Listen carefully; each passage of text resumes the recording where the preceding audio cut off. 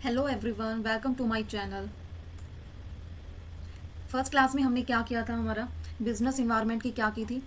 Concept किया था, definition की थी, और क्या किया था? फीचर्स की थी। ठीक है। तो आज हम क्या करने जा रहे हैं? हमारा बिजनेस इन्वायरमेंट की इंपॉर्टेंस। ठीक है। तो बिजनेस इन्वायरमेंट की इंपॉर्टेंस क्या होती है, हम क्या करेंगे, डायग्राम के थ्रू देखेंगे कि हमारी बिजनेस इन्वायरमेंट की क्या इंपॉर्टेंस होती है। तो फर्स्ट क्या है भाई? स्ट्रैटेजिक आइडेंटिफिकेशन, यानी स्ट्रैटेजिक प्लानिंग में हेल्प करता है हमारा business environment. Opportunity and threats को फाइंड आउट करने में हेल्प करता है। थर्ड वन क्या है हमारा? रिस्क मिनिमाइज, यानी रिस्क मैनेजमेंट में हेल्प करता है। फोर्थ क्या है? कॉम्पिटिटिव एडवांटेज में हेल्प करता है। फिफ्थ क्या है? एम्प्लॉय की इमेज में हेल्प करता है। और क्या लेंगे हम? ग्रोथ में हेल्प करता है। और फ्लेक्सिबिलिटी में हेल्प करता है। ठीक है। तो ये हमारी क्या है? Importance of business environment. Next हम क्या करेंगे, इन सब की एक्सप्लेनेशन करेंगे। तो फर्स्ट हमारा क्या है भाई? Strategic planning. तो जो बिजनेस इन्वायरमेंट होता है वो क्या करता है? हेल्प करता है किस चीज़ में? स्ट्रेटेजिक प्लानिंग में हेल्प करता है। स्ट्रेटेजिक प्लानिंग में कैसे हेल्प करता है? देखो, बिजनेस इन्वायरमेंट के हमने दो फैक्टर्स किए थे। बिजनेस इन्वायरमेंट के दो फैक्टर किए थे, एक तो इंटरनल, ठीक है, और क्या किया था? एक एक्सटर्नल। ठीक है। तो दोनों के बारे में हमें पता है। तो on the basis of internal और एक्सटर्नल फैक्टर हमें क्या पता है कि कौन सी चीज़ हमारे बिजनेस पे क्या कर रही है, इफेक्ट कर रही है। तो जब ये चीज़ हमें पता है तो उससे क्या कर सकते हैं हम? अपने बिजनेस में क्या कर सकते हैं कि स्ट्रैटेजिक प्लानिंग कर सकते हैं। जैसे ग्रोथ, अगर देखो मार्केट के ट्रेंड्स का पता है कि मार्केट में किस चीज़ का ट्रेंड चला हुआ। फॉर एग्जांपल मोबाइल फ़ोन ले लो। मोबाइल फ़ोन का क्या है कि अब एंड्रॉयड फ़ोन का यूज़ ज़्यादा हो रहा है। ठीक है। एंड्रॉयड फ़ोन का जो यूज़ ज़्यादा हो रहा है किस चीज़ में? अब बच्चे क्या कर रहे हैं? गेम खेल रहे हैं, वो भी एंड्रॉयड फ़ोन। अब बच्चे क्या कर रहे हैं?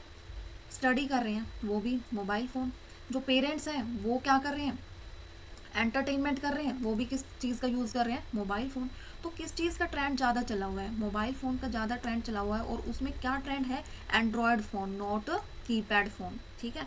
तो जिससे क्या है, जो कंपनी है लॉन्ग टर्म के लिए उसकी ग्रोथ हो सकती है। तो कंपनी ने क्या एनालिसिस किया on the basis of internal और एक्सटर्नल कि जो उनकी जो ग्रोथ है, मोबाइल फ़ोन एंड्रॉयड वाले की ज़्यादा यूज़ हो रखा है। ठीक है। तो सेकंड क्या है भाई? अगर देखो ग्रोथ अच्छी हो रही है तो आगे जाके क्या करेंगे? जो एंड्रॉयड फ़ोन है उनमें और ज़्यादा इनोवेशन लेके आएंगे। इनोवेशन मीन्स उनका जो है कैमरा ज़्यादा अच्छा दे देंगे, उनमें और ज़्यादा जो है फैसिलिटी वो प्रोवाइड कर देंगे। तो उससे क्या है? नया नया इनोवेशन करेंगे। वो इनोवेशन कब करेंगे? जब उनकी लॉन्ग टर्म के लिए ग्रोथ होगी। लॉन्ग टर्म के लिए ग्रोथ होगी तो इनोवेशन करेंगे, नए नए आइडियाज़ लेके आएंगे कि कब उनकी जो है प्रोडक्ट की डिमांड क्या हो?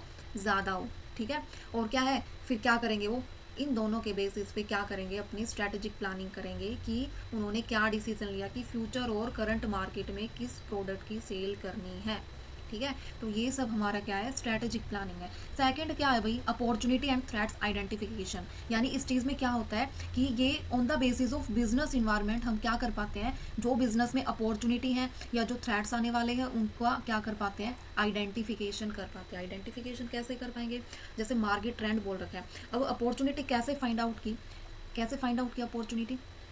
जैसे हमने क्या देखा कि हमारे जो इंडिया में है, इंडिया में क्या है हमारा? जो मिडल फैमिली है वो ज़्यादा है, और न्यूक्लियर फैमिली है वो भी ज़्यादा है। Nuclear means single single family. ठीक है। तो वो भी ज़्यादा है। तो वो क्या करते हैं? प्रोडक्ट्स पे ज़्यादा एक्सपेंसेस नहीं करते। क्या करते हैं? लो एक्सपेंसेस करते हैं।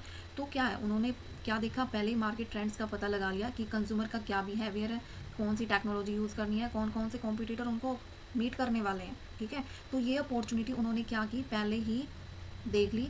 तो अब उन्होंने क्या किया? एग्जाम्पल मारुति है, तो मारुति ने क्या किया? ऐसी कार मैन्युफैक्चर की जिसका जो प्राइस है वो क्या है? लो है, और फैसिलिटी क्या है?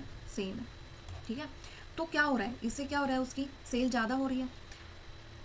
अब देखो मार्केट ट्रेंड्स का पता चल गया, उससे क्या हो रहा है? रिस्क भी मिटिगेशन हो रहा है, यानी रिस्क कम हो रहा है। जो थ्रेट्स आने वाले थे, यानी अब देखो मार्केट ट्रेंड्स का पता नहीं होता, इंडिया में नहीं पता होता कि ज़्यादा मिडिल फैमिली है वो लग्जरी प्रोडक्ट्स को नहीं परचेज करेंगे। तो क्या होता? लॉस ज़्यादा होता कंपनी को, क्योंकि वो तो सारे लग्जरी लग्जरी प्रोडक्ट को प्रोडक्शन कर देते, फिर क्या हो जाता? लॉस हो जाता। तो बट क्या है, उन्होंने on the basis of business environment में एक्सटर्नल और इंटरनल फैक्टर के बेसिस पे उन्होंने क्या लगाया? उसका अंदाज़ा लगाया कि किस चीज़ का मार्केट ट्रेंड ज़्यादा है, ठीक है। तो उससे क्या किया, रिस्क भी क्या हो गया, कम हो गया। और फिर क्या किया, जिस प्रोडक्ट की ज़्यादा डिमांड है, यानी जिस प्रोडक्ट की डिमांड ज़्यादा है उसको क्या कर दिया, एक्सपेंशन कर दिया on the basis of by understanding external factors. और एक्सटर्नल फैक्टर्स हमारे कौन से होते हैं, economic condition, culture, social, technological, legal and political, ये हमारे क्या है, एक्सटर्नल फैक्टर, ठीक है। तो पता चल गया कि कैसे हमारी अपॉर्चुनिटी एंड थ्रेट्स को आइडेंटिफाई करने में हेल्प करता है। थर्ड हमारा क्या है, फ्लेक्सिबिलिटी। थर्ड इंपॉर्टेंस क्या है कि अडप्टेबिलिटी एंड फ्लेक्सिबिलिटी में हेल्प करता है। कैसे हेल्प करता है, देखो अब जो इन्वायरमेंट है वो क्या है, डायनामिक है। क्या है, डायनामिक। अब जो इन्वायरमेंट है वो चेंज होता रहता है, ठीक है। तो धीरे धीरे जब इन्वायरमेंट चेंज होता रहता है तो टेक्नोलॉजी में भी चेंज आएगा, टेक्नोलॉजी में चेंज आएगा तो कंज्यूमर की नीड्स और प्रेफरेंस में भी चेंज आएगा। कैसे चेंज आएगा, पहले कंज्यूमर क्या करते थे, क्या यूज़ करते थे, पहले कंज्यूमर कूलर वगैरह ज़्यादा यूज़ करते थे गर्मी में, ठीक है। बट अब क्या है, कूलर से चेंज हो गया एसी में। अब कूलर की डिमांड क्या है, कम है, और एसी की डिमांड क्या है, ज़्यादा है। तो जिससे क्या है, कंज्यूमर की नीड्स में चेंज आ रहा है, उनकी प्रेफरेंस में चेंज आ रहा है। तो जैसे जैसे इन्वायरमेंट का इफेक्ट पड़ रहा है तो उसके अकॉर्डिंग जो बिजनेस है वो भी अपनी जो सेल है, यानी जिस प्रोडक्ट की ज़्यादा डिमांड है उसकी जो है फ्लेक्सिबिलिटी अकॉर्डिंग टू कंज्यूमर क्या कर रहा है, चेंज कर रहा है, ठीक है। तो चेंज कर रहा है, जिससे फ्लेक्सिबिलिटी क्या करती है, कंपनीज की हेल्प करती है। जो अनएक्सपेक्टेड चैलेंजेस होने लग रहे हैं उनमें हेल्प करते हैं, कैसे उनको प्रोडक्ट को शिफ्ट करना है। जैसे शिफ्ट किसका किया, अब मार्केट में शिफ्टिंग है, कैसे शिफ्ट किया, कूलर से किस में शिफ्ट कर दिया, एसी में, ठीक है। तो क्या है, ये फ्लेक्सिबिलिटी है, फ्लेक्सिबिलिटी में हेल्प करता है हमारा क्या, बिजनेस इन्वायरमेंट, क्योंकि बिजनेस इन्वायरमेंट खुद डायनामिक है, वो खुद चेंज होता रहता है, ठीक है। तो रेजिलियंस का मीन्स भी क्या है, फ्लेक्सिबिलिटी है, ठीक है। फिर हमारा क्या आ जाता है, नेक्स्ट पॉइंट हमारा क्या है, रिस्क मैनेजमेंट। रिस्क मैनेजमेंट में हेल्प करता है कि on the basis of observing environmental factor क्या करता है, business can predict potential risk and setup preventive measure. क्या करता है, प्रिवेंटिव मेजर। अब देखो रिस्क का पहले ही पता है कि जैसे कोई भी लग्जरी प्रोडक्ट्स है, पहले ही है कि जो मिडिल फैमिली है उसका उस प्रोडक्ट को परचेज नहीं करेंगी, तो उस प्रोडक्ट को परचेज नहीं करेंगी तो पहले उस उन फैक्टर से पता चल गया। तो रिस्क क्या हो गया, पहले उस रिस्क को मिनिमाइज करेंगे। कैसे मिनिमाइज करेंगे, कि जो लग्जरी प्रोडक्ट्स है उनकी जो डिमांड कम है तो क्या कर देंगे, उनका प्रोडक्शन भी क्या कर देंगे, कम कर देंगे। तो जिससे क्या हेल्प होगी, अब जो लॉस है कंपनी का वो कम हो जाएगा, फाइनेंशियल स्टेबिलिटी उनकी बनी रहेगी, ठीक है। जो फाइनेंशियल लॉस होने वाला है वो क्या हो जाएगा, उनका कम हो जाएगा। फिफ्थ अब देखेंगे हम फिफ्थ पॉइंट। फिफ्थ क्या है भाई, रिसोर्सेज एलोकेशन। इससे क्या है, हमारी जो कंपनी है, उस जो बिजनेस हमारा सेटअप हो रखा है with the help of business environment, उसका क्या हो रहा है, प्रॉपर रिसोर्सेज एलोकेशन हो रहा है। प्रॉपर रिसोर्सेज एलोकेशन कैसे हो रहा है, जैसे रिसोर्सेज अभी एक डायग्राम के थ्रू हम देखेंगे रिसोर्सेज का कैसे प्रॉपर एलोकेशन होता है, कैसे होता है। जैसे ये हमारा एक बिजनेस है, ठीक है। अब बिजनेस है, कोई भी कंपनी सेटअप हो रखी है, कंपनी सेटअप हो रखी है, तो उसमें सेटअप होने के लिए हमें किस किस चीज़ की नीड होती है, मेनली क्या है, रॉ मटेरियल की रिक्वायरमेंट होती है। तो रॉ मटेरियल हम क्या है, रॉ मटेरियल वही कैसे भी हो सकता है, वो मैन पावर भी रॉ मटेरियल में इंक्लूड करेंगे, फाइनेंस भी एंड टेक्नोलॉजी भी एंड वैसा रॉ मटेरियल भी, सारा हम रॉ मटेरियल में एज अ इनपुट यूज़ करेंगे। तो कैसे करेंगे, जैसे हमारे बिजनेस और कंपनी है तो इसमें कोई भी जैसे वर्कर है, ये वर्कर है, ये क्या है, हमारा एम्प्लॉय है। तो क्या है भैया, ये क्या करते हैं, man power raw material provide करते हैं, किसको, हमारे बिजनेस और कंपनी को। और बिजनेस और कंपनी बदले में क्या करता है, बदले में क्या देता है, इनको सैलरी और वेजेस प्रोवाइड करता है। सेकंड क्या है भाई हमारा, कोई भी इन्वेस्टर है। अब इन्वेस्टर का क्या काम होता है,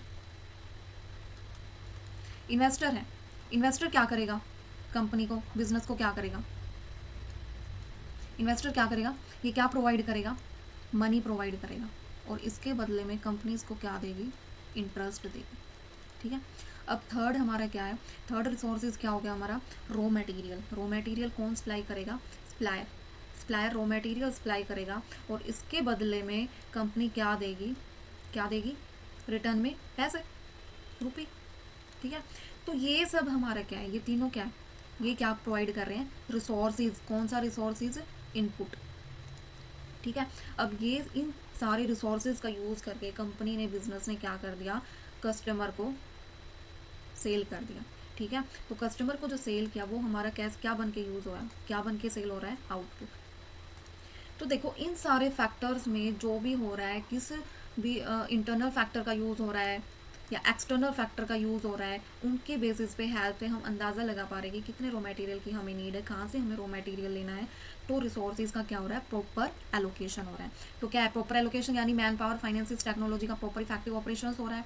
जो इन्वायरमेंटल की हेल्थ से एनालिसिस से क्या हो रहा है, कहाँ इन्वेस्टमेंट की ज़्यादा नीड है, कहाँ अटेंशन की ज़्यादा नीड है, वो प्रॉपर रिक्वायरमेंट कंप्लीट हो रही है। कॉस्ट इफेक्टिवनेस है उसका प्रॉपर जो है, कहाँ पे ज़्यादा कॉस्ट है, कहाँ पे ज़्यादा रिटर्न आ रही है। अभी इन्वेस्टर है, इन्वेस्टर जो है मनी प्रोवाइड कर रहा है बिजनेस को, ठीक है, तो मनी प्रोवाइड कर रहा है अभी जिस इंटरेस्ट रेट पे प्रोवाइड कर रहा है, तो कंपनी को पहले ही पता होगा कि कौन से इन्वेस्टर से लेना हमें बेनिफिशियल होगा। तो ये किस चीज़ में हेल्प करता है भाई, रिसोर्सेज एलोकेशन में। अब आ जाता है सिक्स पॉइंट में क्या है, कॉर्पोरेट इमेज। कॉर्पोरेट इमेज में क्या है, जो बिजनेस इन्वायरमेंट है वो हमारा क्या बनाता है, कॉर्पोरेट इमेज बनाता है, एक रेपुटेशन इमेज बनाता है। कैसे बनाता है रेपुटेशन इमेज, वो कैसे एथिकली वर्क कर रहे हैं, सस्टेनेबली वर्क कर रहे हैं, जिससे क्या होती है हमारी बिजनेस की जो इमेज है वो एक प्रॉपर बनी रहती है। कैसे जो इन्वेस्टर, कस्टमर है, पब्लिक है, उनका इंटरेस्ट बना रहता है, ठीक है। तो ये उस चीज़ में हेल्प करता है। सेवंथ क्या है हमारा, कॉम्पिटिटिव एडवांटेज। कॉम्पिटिटिव एडवांटेज में हमारी क्या हेल्प करता है बिजनेस इन्वायरमेंट, देखो मार्केट में वही है भाई, किस प्रोडक्ट की पोजीशन अच्छी है, यानी किस प्रोडक्ट की पोजीशन अच्छी है। तो क्या करेंगे, अब देखा मार्केट में प्रोडक्ट लगा लो, फॉर एग्जांपल अब क्या चल रहा है, विंटर में क्या है, किस चीज़ की ज़्यादा है, वूलन क्लॉथ्स है, उनकी ज़्यादा सेल होगी, ठीक है। तो वूलन क्लॉथ्स में भी कौन से हैं, अब बहुत सारी वैरायटी हो चुकी है, उसमें भी बहुत सारी वैरायटी है, ठीक है। तो किस चीज़ का ट्रेंड ज़्यादा चला हुआ है, अब वो हमें पहले ही मार्केट में एनालिसिस कर लिया कि कौन से प्रोडक्ट की पोजीशन अच्छी है, तो उसमें जो है और उसके जो कॉम्पिटिटर भी ज़्यादा हैं, तो ये उस चीज़ में हेल्प करता है कि कैसे उसकी पोजीशन अच्छी होगी, कैसे उसको कॉम्पिटिटिव एडवांटेज होगी, क्या उसमें इनोवेशन लेके आना है, कैसे कस्टमर को फोकस करना है। अब जिसकी पोजीशन अच्छी होगी, ठीक है, वही प्रोडक्ट सेलेक्ट कर लिया, ठीक है, फिर उसकी इनोवेशन कर ली और फिर कस्टमर का फोकस उसी पे है, तो बाद में उसी का प्रोडक्शन करते रहे, ठीक है। तो ये इस चीज़ में हेल्प करता है। फिर आ जाता है एट्थ हमारा क्या है, कंप्लायंस विद लॉज। अब देखो लॉ वगैरह, लीगल इशू जो फाइन्स वगैरह है उनसे अपडेट होते रहते हैं, उनकी जो है रेगुलेटरी अवेयरनेस होती रहती है। एथिक्स और सस्टेनेबिलिटी में हेल्प करता है, कैसे जो है रिस्पेक्ट गेन हेल्प करती है, कैसे कॉर्पोरेट गवर्नेंस में हेल्प करती है, ट्रांसपेरेंसी बनी रहती है, तो इस चीज़ में भी हेल्प करता है। अब लास्ट वन हमारा क्या आ जाएगा, नॉर्मली पॉइंट्स दे रखे हैं, एम्प्लॉय मोरल एंड प्रोडक्टिविटी। जो एम्प्लॉय की मोरल है और जो प्रोडक्टिविटी है उसको क्या करता है, इंक्रीज करता है, ठीक है। बस यही पॉइंट्स है इंपॉर्टेंस के, ज़्यादा कुछ इसमें दे नहीं रखा। तो ये आज हमने क्या कंप्लीट किया है, हमारा बिजनेस इन्वायरमेंट की इंपॉर्टेंस, ठीक है। नेक्स्ट क्लास में हम क्या करने जा रहे हैं, हमारे एलिमेंट्स ऑफ बिजनेस इन्वायरमेंट, ठीक है। तो थैंक यू।